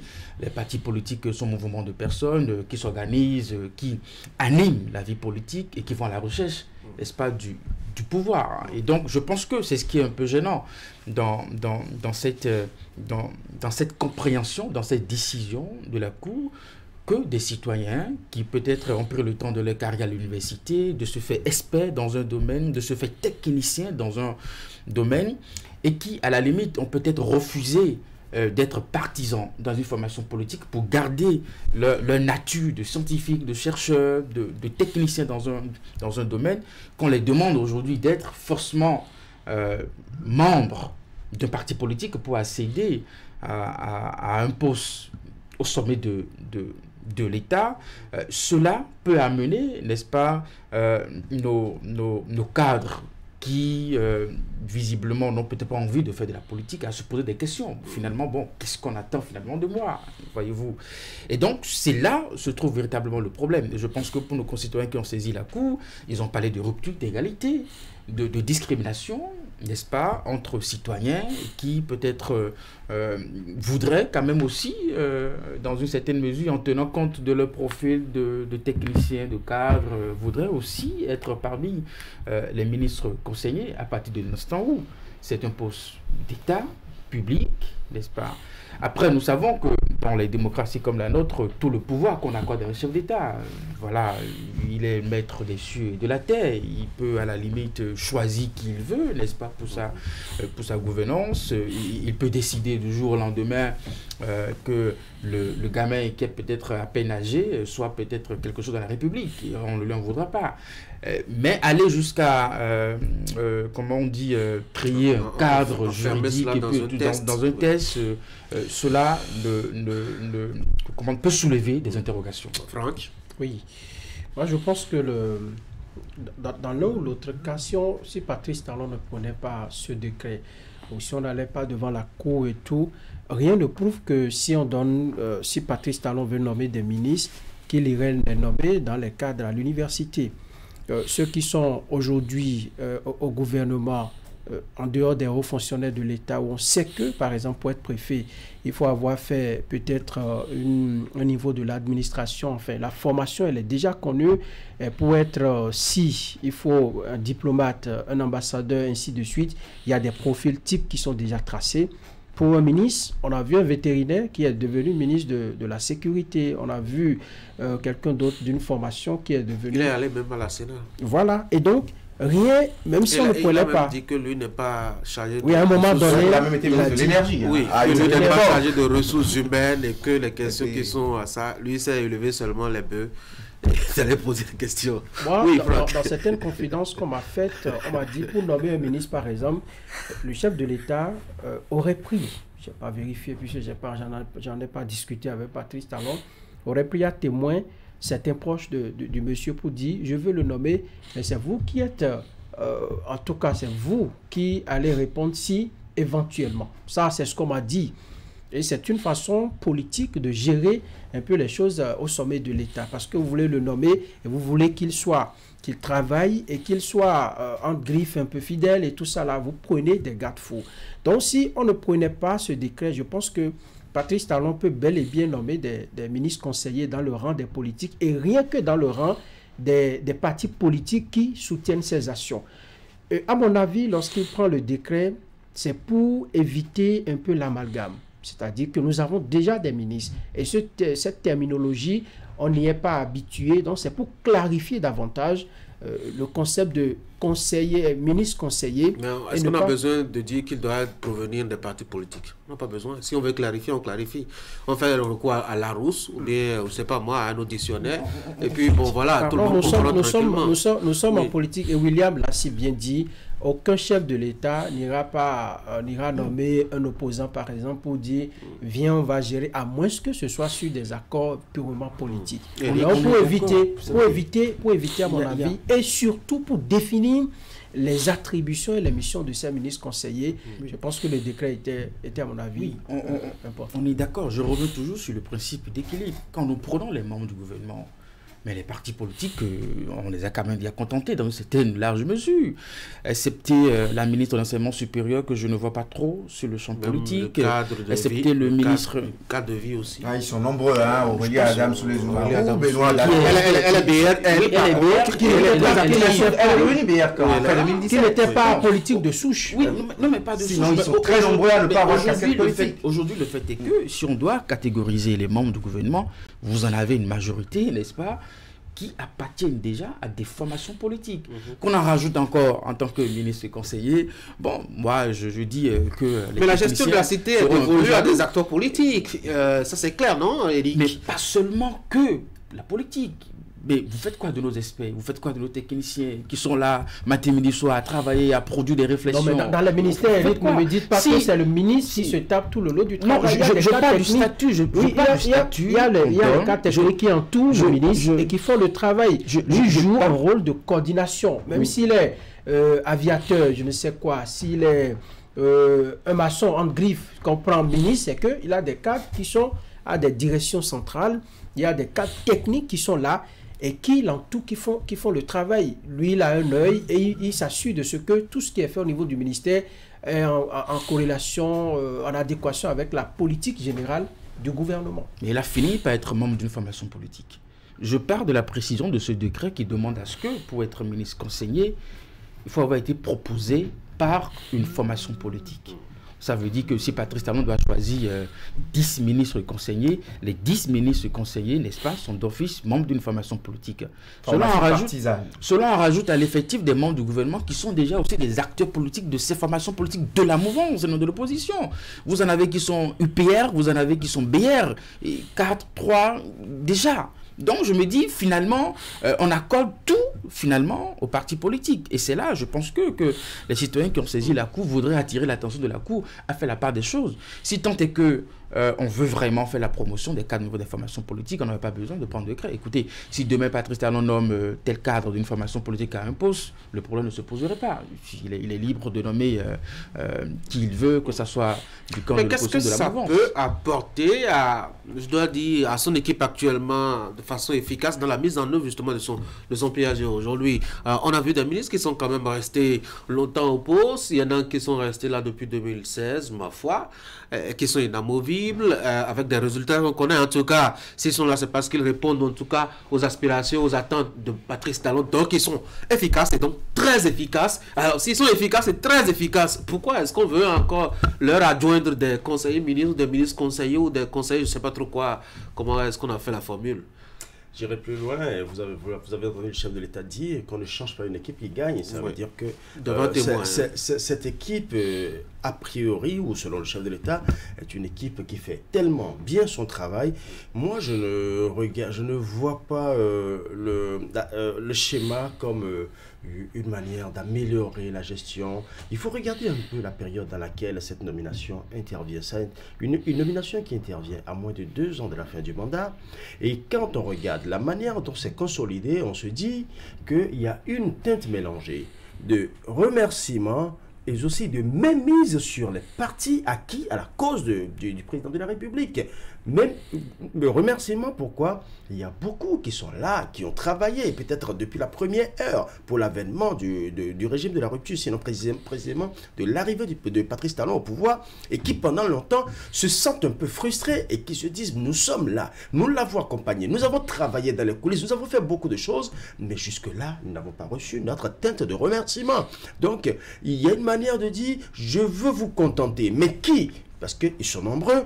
Et c'est de là que vient maintenant la deuxième teinte qui est celle de la même mise sur les partis politiques. Parce que nous allons vers des échéances politiques et des échéances électorales et des élections de grands enjeux. Et tel que nous voyons la situation, il faut pouvoir garder, parce que vous l'avez vu par le passé, tout régime en fin de mandat ou qui a priori ne doit plus, ou tout président qui ne doit plus postuler à un autre mandat, souvent perd la consolidation de son parti politique. Il perd souvent la force ou la mainmise sur ses partis politiques, sur ses militants ou sur ses collaborateurs les plus proches. Maintenant, voilà la bonne trouvaille. Cette trouvaille est que tant que j'ai encore la possibilité de nommer parmi vous, tant que c'est vous, en votre sein, que je peux nommer, c'est que tout le monde reste dans l'attente, dans l'expectative d'être remercié. Et ces partis politiques vont inciter à plus de discipline, parce que c'est le plus discipliné, ou du moins parmi les plus disciplinés, ceux-là qui assurent la cohésion de groupe, c'est parmi ceux-là qu'on va nommer. Donc, moi, je pense que ce n'est pas nécessairement la touche de la bonne gouvernance, de l'efficacité que nous sommes en train de voir là, mais plutôt, nous sommes en train de voir beaucoup plus le remerciement et puis la mainmise pour garder ces partis politiques acquis jusqu'à la dernière mobilisation. Voilà. William, mais j'ai envie de dire un mot sur l'opportunité et l'efficacité. Lisez l'article 3 du décret portant création du collège de ministres et conseillers. Tout ce qu'ils ont comme attribution, soit des cadres techniques ou soit des cadres des fonctions politiques, font ces choses déjà dans la République et depuis la nuit des temps. En fait, comprenons l'esprit. Il fut une époque ici où Boni Aïe devrait faire des gouvernements pour contenter les gens. La RB qui crie trop, il faut lui donner un 2 ministres. Même Patrice Talon a été amené à ça à un moment donné, avec le PRD entré dans le gouvernement, le PRD une préfecture, Moël Béné une préfecture. Bref, ça c'est le jeu. PRD même le ministre de la décentralisation. Oui, j'ai dit un ministre au gouvernement. Oui. Vous voyez, Patrice Talon même y a été amené à un moment donné. Mais cela n'a pas changé la souche de la gouvernance Patrice Talon. Il a fait avec beaucoup de techniques, très peu de politique. Premier gouvernement, il y avait très peu de têtes de pont de la politique béninoise, candidat Zanaï, Saka Lafia et quelques autres. Non, sinon, les autres étaient tout nouveaux, même si c'était sur une entente de coalition de second tour. C'était beaucoup plus des profils très techniques et on a vu la dynamique continuer. Les grands politiques qui faisaient le pont et qui étaient à cheval entre l'Assemblée nationale et les postes au gouvernement, ça n'a pas été le cas, au point où, dans les réformes électorales, au niveau des postes de suppléance de l'Assemblée nationale, on a essayé de mettre un certain verrou. Bref, ça montre que l'homme n'a pas voulu baptiser grand avec les politiques, notamment les partis politiques, dans la chose gouvernementale, ça je le précise. Et maintenant, on est en difficulté parce qu'on doit contenter, le navire doit accoster, on doit mouiller les eaux prochaines, 2026. Donc, au nom de ça, il faut essayer de calmer les ardeurs. C'est pour ça qu'on trouve cette alchimie de ministres conseillers. Maintenant, quand vous voyez la façon dont c'est fait, que la Cour trouve que ce n'est pas que cette façon de faire est conforme à notre Constitution ou non, dans les chapelles des partis politiques, ça grouille grave. Parce qu'en fait, même en leur sein, tellement l'appétit est grand que finalement on ne sait pas qui contenter sur ces postes de ministres conseillers. Si c'est pour faire de la propagande, faire du discours politique, conseiller le président de la République sur certaines questions, finalement il faut remercier. Oui, c'est l'objectif qu'ils ont. Mais à qui on remercie? C'est de permettre à ce que les ministres, qui sont essentiellement techniques comme vous l'aviez dit, disposent d'un discours politique pour convaincre sur le terrain, parce qu'ils n'arrivent pas, enfin c'est ce qu'ils ont dit, ils n'arrivent pas en tant que techniciens à avoir le discours les mots politiques qu'il faut pour convaincre la population de la pertinence de leur choix technique, alors même que le Bénin est en train d'avancer. Et je crois que ce travail, ça manque suffisamment à la gouvernance talon, depuis la normocommunication et même jusqu'à l'ouverture à autre chose. Je ne sais plus à quelle étape on en est de la communication du gouvernement, mais il est clair que sur le terrain, ça manque de discuter de façon pertinente avec justement la population, Franck. Oui. Vous avez parfaitement raison, parce que même jusqu'après 8 ans de gestion avec Patrice Talon, il y en a dans son équipe qui ont peur de prendre la parole. La tournée gouvernementale nous a révélé beaucoup de choses. Non, ils ont peur de prendre la parole, ils ne parlent pas, ils ne veulent pas venir parler. Quand ils s'y essaient, ils font beaucoup d'erreurs. Et non, mieux, c'est que il paraît qu'au niveau des partis politiques, lorsque on sort trop, tu es invité sur telle ou telle émission, c'est toi qui parle un peu trop, on dit mais lui veut se faire voir, qu'est-ce qu'il veut finalement, ainsi de suite. Donc il y a beaucoup de petits problèmes, et je pense qu'en le faisant, Patrice Talon veut rester un peu collé à sa logique, à sa façon de faire. William l'a dit parfaitement, c'est-à-dire qu'il faut faire la part des choses entre la gestion des actions au niveau du gouvernement, tout ce qui concerne l'action gouvernementale, le PAG, ainsi de suite. Mais là-bas, lorsqu'on parle de conseiller, c'est que celui-là vous dit telle ou telle chose, faites-le. Peut-être qu'en posant une action purement technique, qu'est-ce que ça peut nous rapporter au plan politique? Les ministres conseillers auront à se prononcer sur ça. Les bases, comment on doit pouvoir faire le maillage du territoire pour mieux occuper. Le virage de 2026 est très important, et pour tout parti politique qui a géré, tout régime qui a géré un pays pendant 10 ans et qui veut conserver, qui veut faire continuer un peu le système, il faut trouver les moyens. Je crois que c'est dans cette optique-là qu'on est en train de trouver. Mais il n'y a que Patrice Talon seul qui puisse leur dire voilà ce que j'attends de vous. Même au-delà de ce qui est écrit noir sur blanc et que nous avons lu dans le décret, il leur donnera des consignes claires. Je veux de vous tel ou tel résultat. Et quand ils vont se retrouver autour de lui, c'est que le travail va se faire dans ce sens-là. Donc c'est lui qui définit la conduite à tenir. Et moi je dis, la fin justifiera les moyens. On verra bien dans l'application de ce schéma-là ce que ça va donner au bout de quelques mois après la nomination. Je ne suis pas sûr que cela soit l'objectif. Et j'espère vraiment ne pas me tromper, parce qu'on ne peut pas faire de la gestion de l'État, puisque quand on parle de nomination, cela s'accompagne des moyens de l'État, à des intérêts partisans. C'est-à-dire on nomme des gens, c'est-à-dire qu'on veut nommer des gens avec des ressources de l'État pour les amener à parler politique sur le terrain. Non, je pense que là, il y a un peu de décalage. Mais après, quand vous lisez le décret, c'est purement technique. On veut qu'il soit vraiment aux côtés du chef de l'État pour apporter des précisions, des détails sur sa gouvernance et puis tout ça. Donc, je ne veux pas croire qu'on veut nommer des gens pour aller sur le terrain, pour parler politique. Non, il faut pas aller sur le terrain. Ils conçoivent. C'est tout normal. Et politique et développement vont de pair. Si c'est pour porter le discours, mais ça sert à quoi d'être de la mouvance présidentielle en tant que parti politique et de ne pas jouer ce rôle? On n'a pas besoin que même le chef d'État le demande, parce que les partis politiques sont là. Des cadres comme ça et on dit qu'ils sont partisans. Si c'est ça l'objectif, mais les partis politiques sont créés justement, les partis politiques ont accepté à accompagner la gouvernance, sont justement là pour jouer ce rôle, pour aller occuper le terrain avec un discours plus approprié que les ministres n'ont peut-être pas. On ne peut pas les en vouloir. Un ministre qui est carré dans son département ministériel, qui veut apporter des réponses à la vision d'un chef d'État, on ne peut pas en vouloir si sur le terrain il a un discours qui n'est pas du tout agréable au plan politique. On peut pas en vouloir pour ça. Donc, moi, je pense qu'il ne faut pas détacher les mots. Dites toujours ministre conseiller. Ministre conseiller. Donc je pense toujours que la confusion elle est là, et vraiment je m'attendais à ce que la Cour puisse quand même dans une certaine mesure demander que le décret soit recadré. On peut enlever au moins la précision de partis politiques. On peut enlever cette précision alors que c'est l'objectif premier. Pour permettre à tout citoyen de se sentir concerné, si tant est que j'estime qu'au citoyen que je suis, j'ai des idées. Je peux arriver à me faire. Je peux arriver à attirer l'attention du chef de l'État par mon intelligence, par la clarté de mes idées, et estimer que voilà, il peut faire de moi son ministre conseiller. Mais si on m'oblige d'être membre d'une formation politique, vous avez des gens, des intellectuels, mais ils refusent de s'approcher de la chose politique parce qu'ils estiment que ce n'est pas compatible à leur nature de scientifiques, de chercheurs. Vous avez des gens comme ça qui sont dans la République.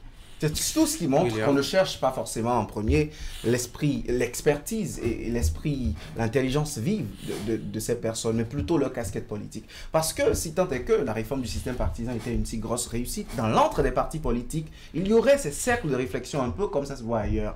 Parce que, vous voyez, je vois dans ce scénario, vous voyez, ces deux grands partis de la mouvance présidentielle ont pour modèle depuis quelques années le PCC, le Parti communiste chinois. C'est là-bas que quand on n'est pas membre du PCC, on n'est pas nommé à certaines fonctions. Ce sont des bribes des choses comme ça. Et c'est justement des choses qu'il faut éviter. Parce que demain, un autre président de la République viendra prendre un décret pour dire que ce n'est pas de sa famille. On ne peut pas être journaliste à Canal 3. En fait, je suis dans l'extrême pour dire que le juge constitutionnel, là où il a manqué de répondre à certaines de nos aspirations, pauvres béninois que nous sommes, c'est comme on le dit en langue parfois, il faut couper la queue au loup le plus tôt possible.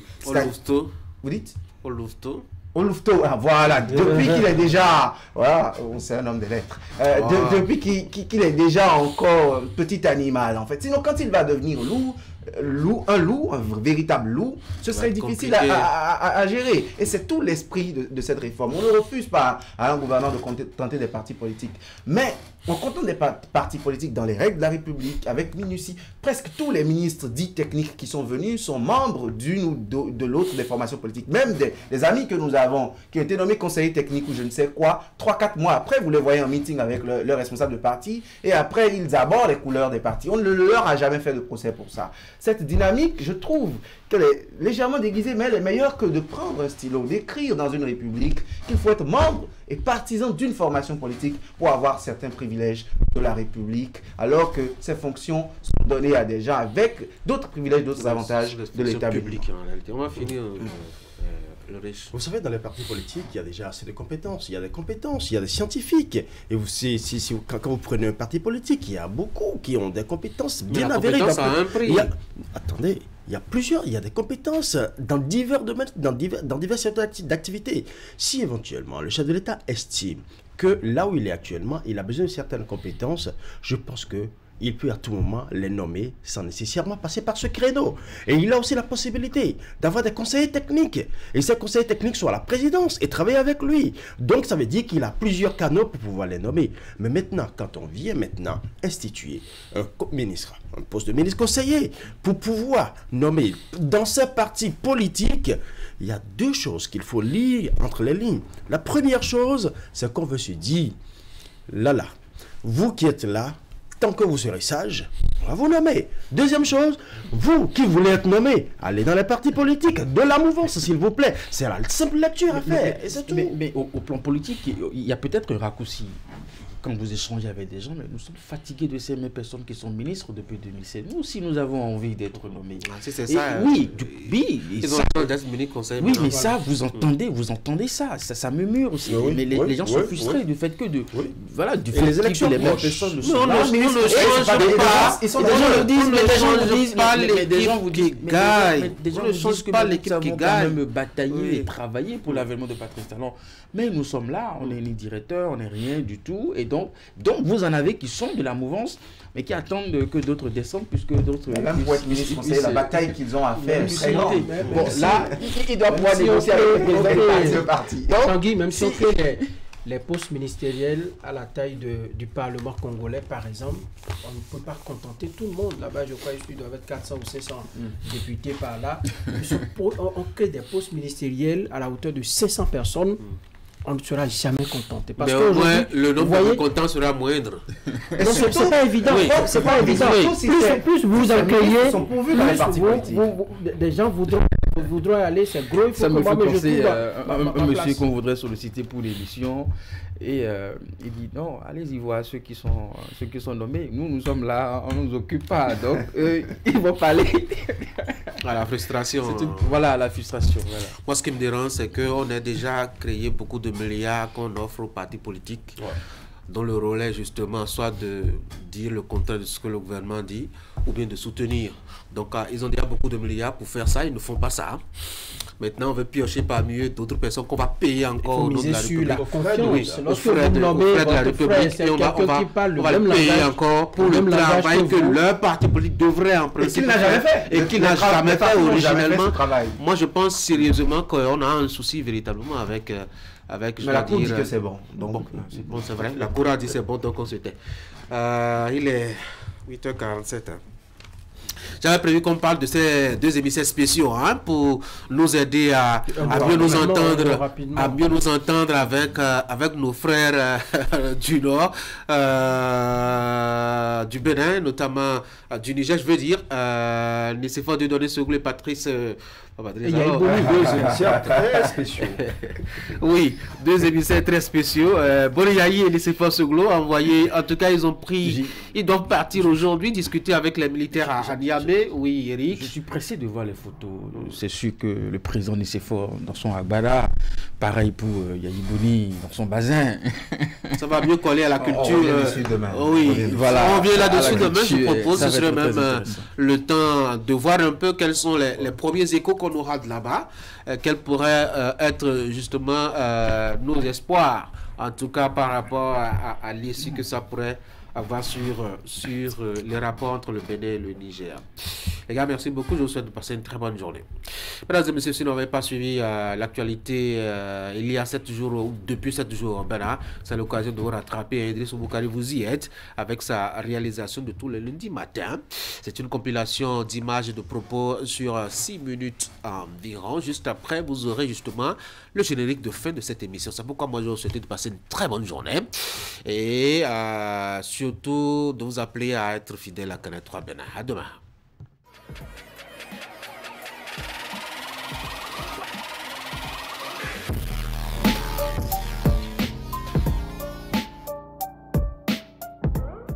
Le point de l'actualité hebdomadaire sur la 3, c'est dans une semaine au Bénin. Mesdames et messieurs, bonjour. Voici l'essentiel rotation gouvernementale a visité les différentes unités de production qui tournent à plein régime et qui ont déjà créé des milliers d'emplois pour les jeunes.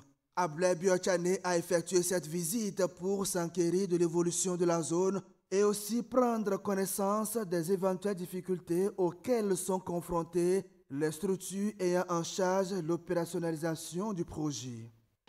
C'est plus de 12 000 travailleurs qui sont ici et qui gagnent leur vie du fait de l'installation de cette zone.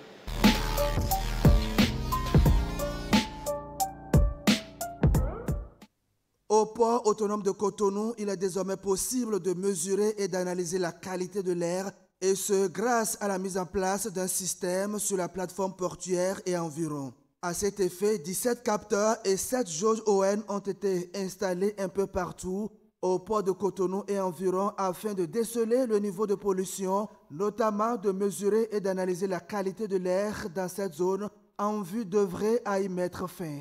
Dans sa démarche d'être en phase avec les normes environnementales, le port de Cotonou est soutenu par l'Agence belge de développement ENABEL.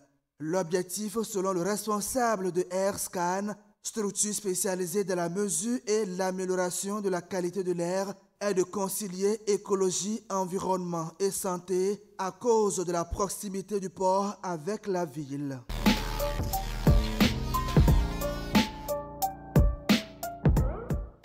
Le ministre de la Santé a effectué le jeudi 20 juin 2024 une visite sur le site de construction du Centre hospitalier international de Calavi, dont les travaux ont été lancés il y a 4 ans par le gouvernement. Une visite qui a permis au professeur Benjamin Hunkwati de constater l'achèvement des travaux de construction de cet hôpital de référence érigé sur un espace de 16 hectares dont la mise en service est prévue pour la fin de ce mois. Le CHIC est le plus grand hôpital du Bénin et sans doute l'un des plus grands et les mieux équipés de la sous-région. On y compte 436 lits répartis dans 18 spécialités qui sont à leur tour regroupés en 8 pôles. Après la visite, le ministre de la Santé a fait le point à la presse. Le CHIC recevra son premier patient cette année. Nous envisageons en effet son ouverture au cours du 4e trimestre de l'année 2024.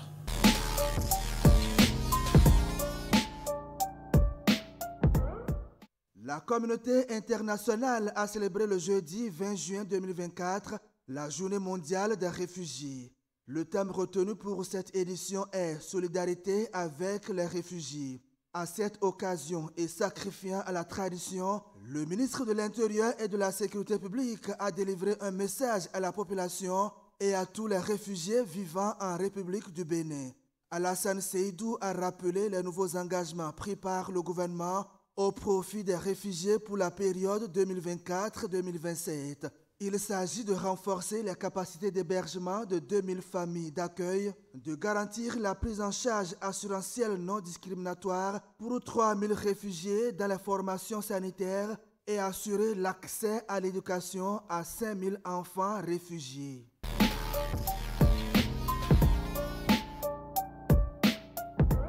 L'Observatoire de déontologie et de l'éthique dans les médias a entrepris une visite de sensibilisation au niveau des organes de presse. Une démarche qui consiste à s'imprégner des conditions de travail des journalistes, mais aussi les appeler à travailler à ce que les pouvoirs publics reconnaissent la place des médias à travers le respect des règles qui régissent la corporation. L'exercice a démarré le jeudi 20 juin 2024 par les rédactions des quotidiens L'Investigateur, Le Potentiel et Le Béninois Libéré. Le rôle de l'ODEM, selon son président, est aussi d'éduquer aux valeurs qui restent dans le temps. Notre rôle, c'est de rester collé donc, aux aspirations profondes de toutes les populations qui veulent le pain et la paix.